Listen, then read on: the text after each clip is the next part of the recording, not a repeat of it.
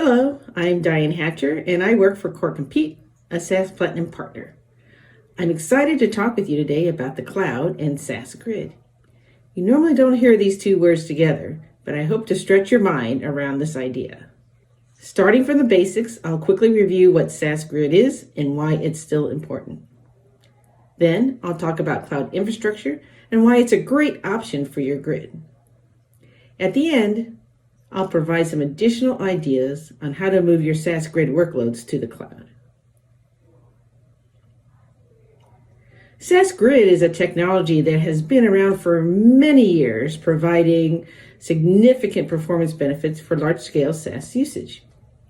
Essentially, SaaS Grid is a set of SaaS foundation servers that are managed together as a single ecosystem.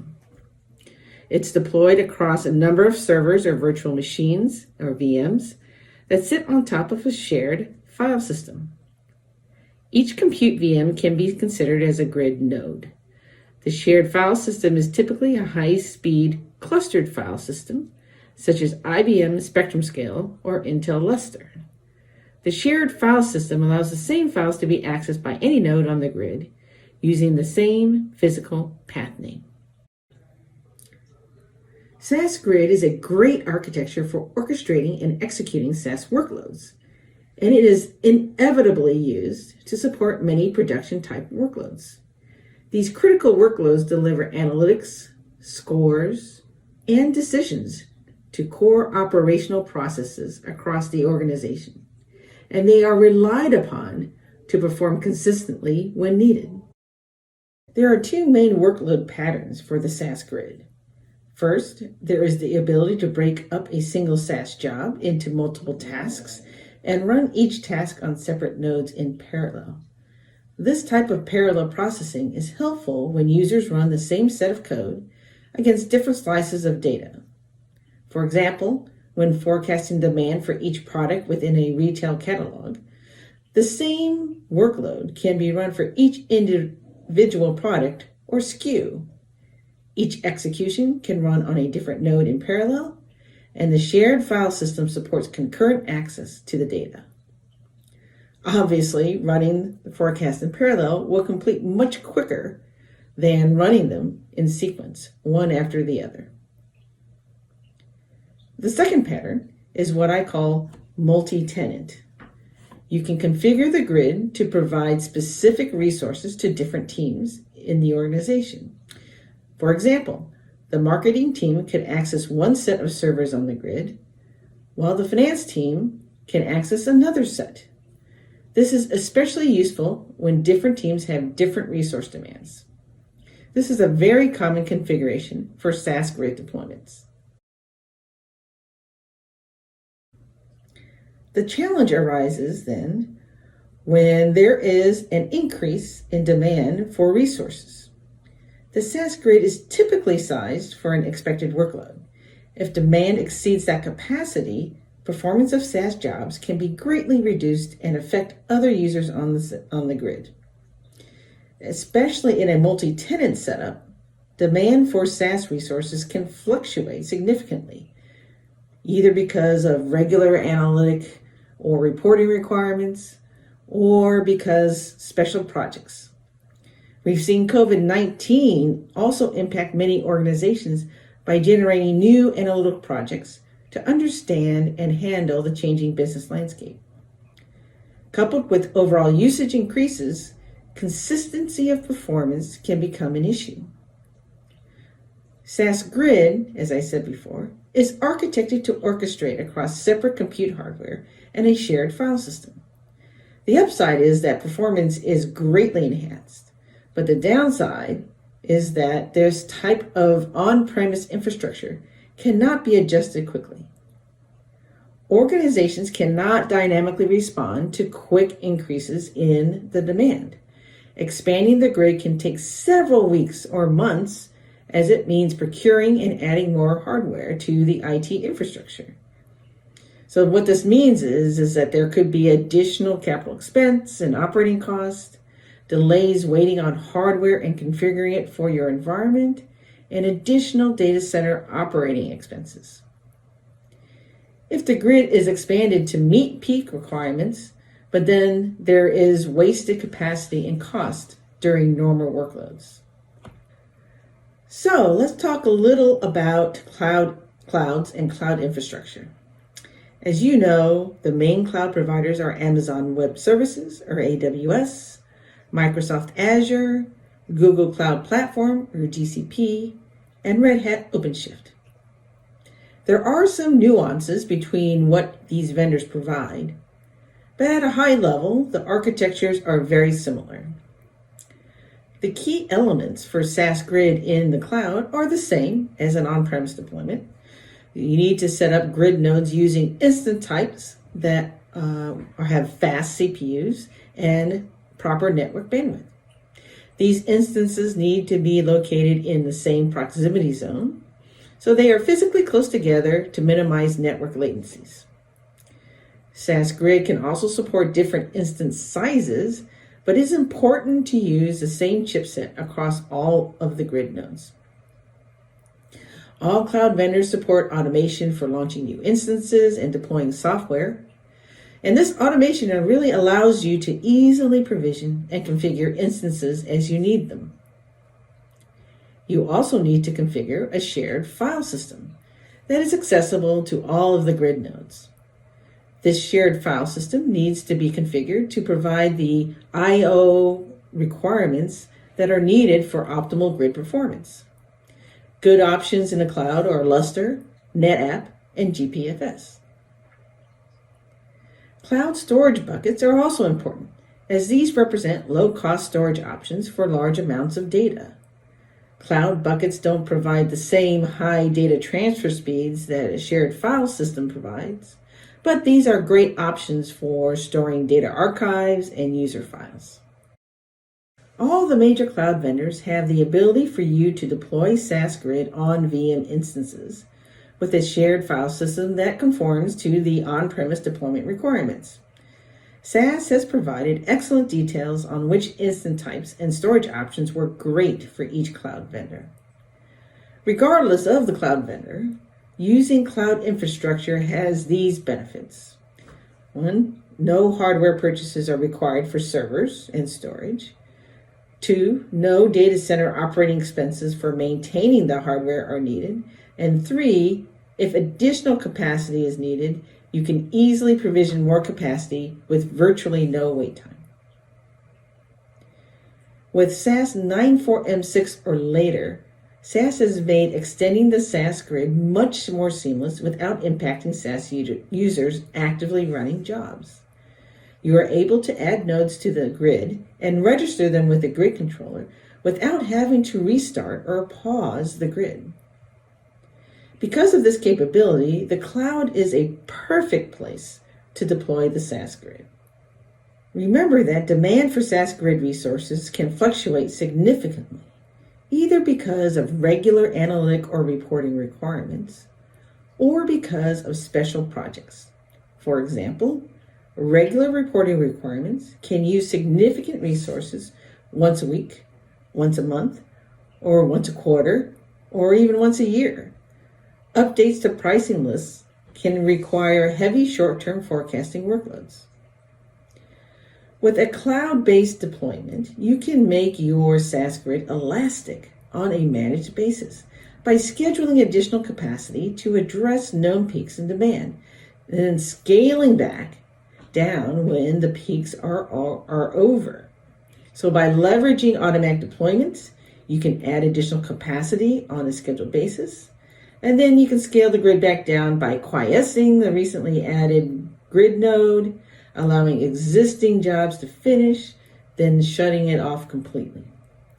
This allows you to add capacity without having to purchase hardware or pay for capacity when it's not needed. You can also take advantage of bursting SaaS jobs out of the SaaS Grid. So for individual projects that require short-term capacity, you can schedule these jobs to run completely outside of the grid by leveraging containers to run project workloads as batch jobs. This is a great option for ephemeral type or temporary jobs versus extending the grid for longer-term additional capacity. The objective is to remove these workloads off the grid altogether, allowing them to run in temporary containers that shut down as soon as a job is finished. You only pay for the container for the time it takes the job to run. This also helps to maintain a consistent load on the grid by eliminating short-term resource-intensive jobs. With cloud providers, you can take advantage of only paying for resources when you use them, scripting to launch new server instances, scheduling tools for running the scripts to launch new server instances. And with the latest SaaS grid deployed on cloud, then you can add capacity on a dynamic basis without impacting other SaaS users or SaaS jobs already running on the grid. Gracefully remove extra capacity by allowing active jobs to finish on a node and then shutting it down. And take advantage of additional cloud options to provide extra capacity when needed, such as leveraging batch containers. Another nice feature of cloud providers is the ability to easily manage storage requirements and minimize costs associated with storing data. SaaS grid users tend to create a lot of permanent data, so managing storage costs are top of mind for IT administrators. Just as you do on-premise, you also need to configure a shared file system in the cloud. Lustre, for example, is available across AWS, Azure, and GCP, and is a solid choice for SaaS grid performance. Shared file systems are needed for performance and concurrent access, but they are not as elastic as other cloud storage options and represent a more costly storage service. However, in the cloud, you only need to configure a large enough shared storage space to support your hot data for active workloads. Data that is not needed right now does not have to be stored in the shared file system. Cloud vendors also provide low-cost storage options such as AWS S3, Azure Cloud Storage, and GCP storage. Using cloud buckets with your shared file system allows you to better manage overall storage costs. Warm and cold data can be maintained in the cloud bucket and typically represents the bulk of your data assets. So by leveraging both a shared file system and cloud storage, you can automatically sync data between shared storage and cloud storage, enable users to seamlessly retrieve from cloud storage into shared storage, and automatically move data out of shared storage into cloud storage as it cools due to inactivity. What is the best way to move your grid to the cloud? Well, one option is to completely replicate your current environment in the cloud, exactly mimicking your existing infrastructure and storage, then migrating all your SaaS code and data from on-premise shared storage to cloud shared storage. However, this is not necessarily the most cost-effective option, nor is it necessarily the fastest way to move. Shared storage, as noted earlier, can become expensive for large storage clusters. So if you have lots of production type jobs as well, the validation of all the jobs could take a lot of time to ensure there is no disruption to your business. As I noted earlier, many of your SaaS grid workloads are production workloads that have an impact on your company results. So the net result is that if you try to exactly mimic and move everything all at once, then you are essentially running two identical production systems until the validation can be completed. And keeping everything in sync then between the cloud and on-premise could become very complicated and very risky. A more common approach with less risk is to move data and workloads in batches or phases, such that you can encapsulate specific processes and/or departments and move them together. The validation of smaller batches can be done more quickly, and then these workloads can move off of the on-premise grid as you move through the different phases. While the cloud grid can be expanded as migration progresses, then on the other hand, the on-premise grid can also be downsized to remove excess capacity as workloads get moved off. You can also build up the data pipelines to migrate just the needed data in each phase to the cloud. Data pipelines can be used to help keep this subset of data in sync until the cloud validation is completed. Data pipelines can also be used to hydrate cloud data stores from enterprise data lakes, regardless of where the data lake is residing, whether it's on-premise or whether it's in the cloud. Data pipelines then can help to provide data continuity, even if the data lake moves or changes.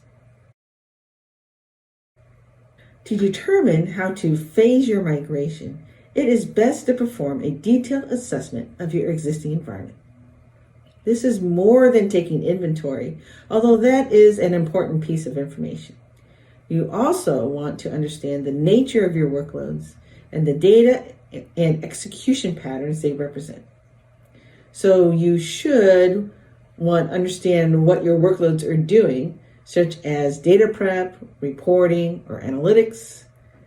Analyze your data pipelines to understand what data is being accessed, what data is being written, and what data is being shared. And 3, categorize and identify logical groupings of workloads by application and or by department. These details that you gather are then used as input into developing your migration roadmap. Your roadmap should identify the best way forward to migrate quickly and to minimize impact on day-to-day operations. So you only want to move the data that you need and where you need it. You want to ensure production jobs continue to execute when they are needed. And you want to provide a consistent user experience to quickly drive adoption and migration of ad hoc workloads in the cloud. If you are running SaaS Grid today on-premise, migrating it to the cloud should be considered as a next step. As your infrastructure begins to age, you should weigh the benefits of refreshing your on-premise infrastructure against a cloud-based deployment. Migrating your grid to the cloud allows you to retain all the assets your organization has already created.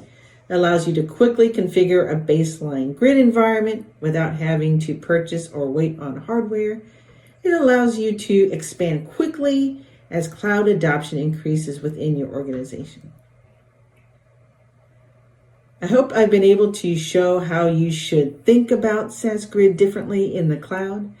Stretch your mind and stretch your SaaS Grid. If you have any questions about how to conduct a SaaS environment assessment or how SaaS Grid can be supported in the cloud, feel free to reach out. Once again, my name is Diane Hatcher with Core Compete. We accelerate cloud analytics. Thank you for listening.